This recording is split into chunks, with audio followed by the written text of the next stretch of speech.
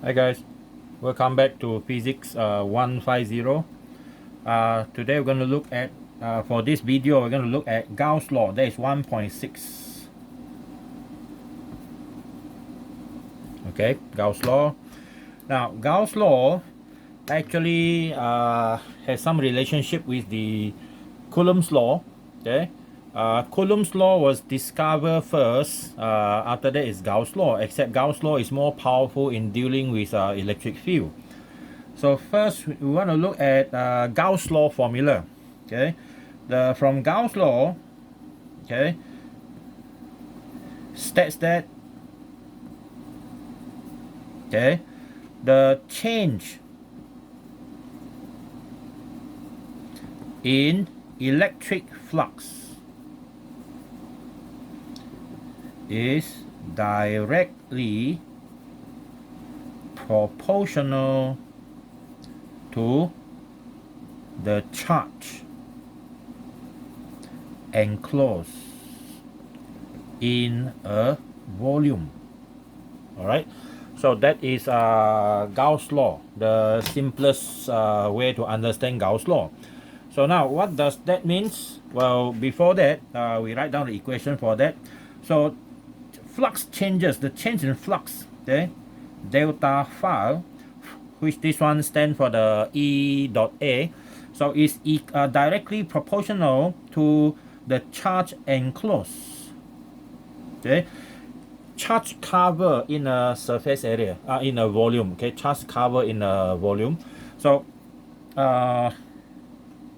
when we change it into equation, it becomes something like this.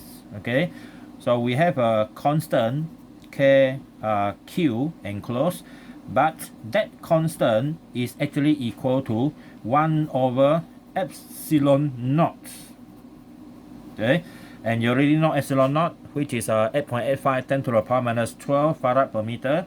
And finally, our simplest form of Gauss law in a very symmetrical volume will be charge enclosed divided by epsilon naught. Okay, so that is a formula for Gauss law. All right, so we will apply this Gauss law in 4 scenario. Okay, we will look at it one by one later. So before that, our epsilon naught here is called the permittivity of vacuum. Okay, and then the value of epsilon naught is equal to 8.85 10 to the power negative 12 farad per meter. Okay, so that is basically all about Gauss law. All right, now our application, we have 4. Okay, in your syllabus you have 4 applications. So look at these applications for Gauss law.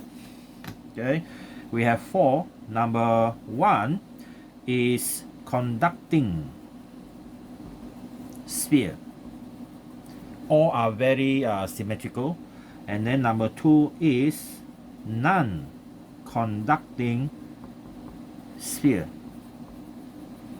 And then number 3 is long, thin conducting rod. Okay, long thin conducting rod. And number 4 is thin or laminar surface. Okay, laminar, sorry, no R, it should be laminar surface. Very thin surface. And under this very thin surface, we have 2 more subcategory. One is conducting surface, and one is non-conducting surface. Okay, so we look at our first one.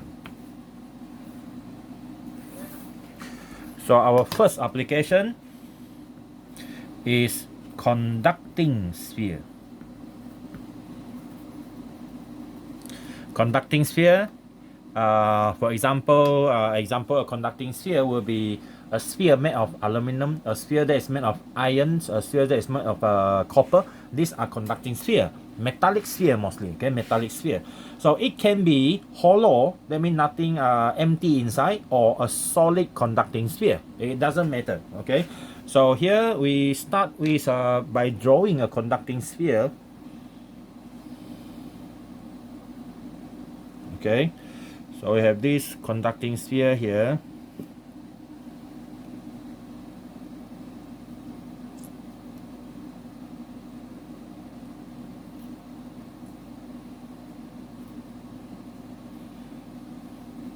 All right, about this size.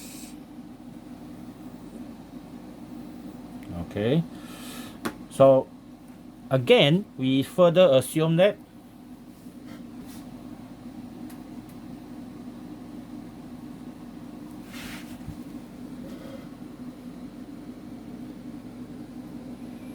cannot see the sphere.